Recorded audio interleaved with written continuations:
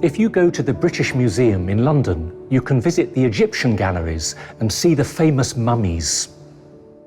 The smaller cabinets contain some of the other objects that were found in the Egyptian graves. There are some beautiful model boats with figures rowing their long oars. They symbolize the passage of the souls of the dead to the afterlife, represented as a boat journey across the River Nile.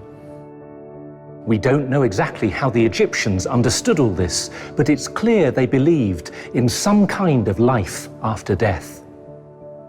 There seems to be a kind of instinct in the human heart to look beyond, to believe that death is not the final end. There is a longing for eternal life. From the beginning of human history, we have had the unusual habit of burying our dead, as if to give them special honor, and also of putting grave goods next to the bodies, as if they would help the deceased reach their spiritual destination. In the Christian understanding, human beings are a unity of body and soul, of matter and spirit. We are created in the image and likeness of God, and we are made for eternal life with Him. Deep down, we sense that our true homeland is in heaven. When we die, our bodies will lie corrupt, but our souls will live on and come into the presence of God. The truth of our lives will be laid before us, and there will be a moment of judgment. On its own, this can be a terrifying thought, but God is full of mercy and compassion, and Jesus Christ has opened the gates of heaven for us through His death and resurrection.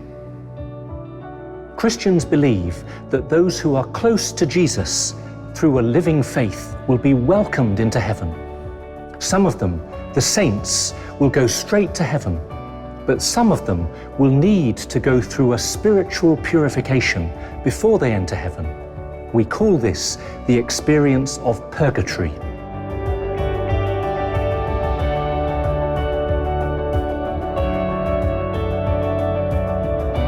But what about those who have not come to know Jesus?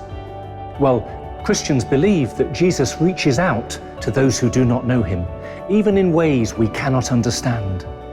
He longs for all people to be saved, and He would never condemn someone who had had no chance to know Him.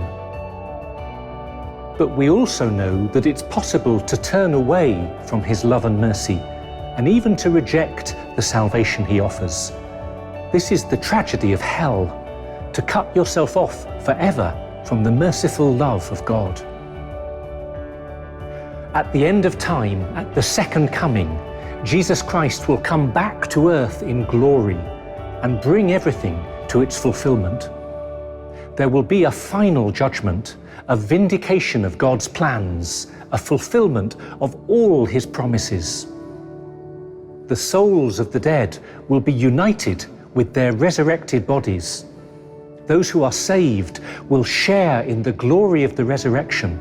They will live in the presence of God for all eternity.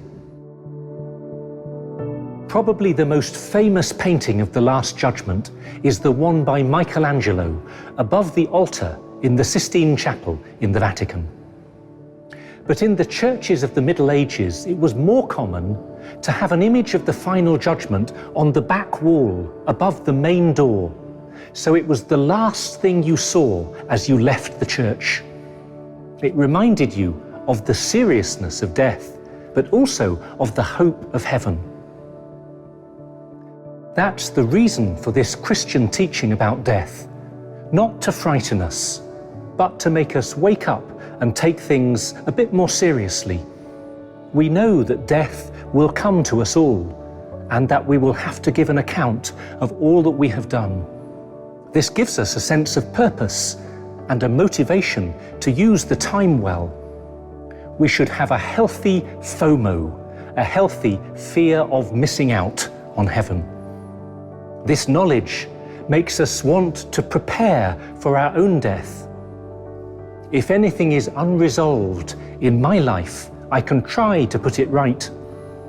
If I have any serious sins on my conscience, I can seek God's forgiveness in confession. If I am very sick or near to death, I can be anointed in the sacrament of the sick. Above all, this teaching gives us hope. We know that death is not the end. We know that Christ has already triumphed and that he is coming back at some point in the future. He has not forgotten us.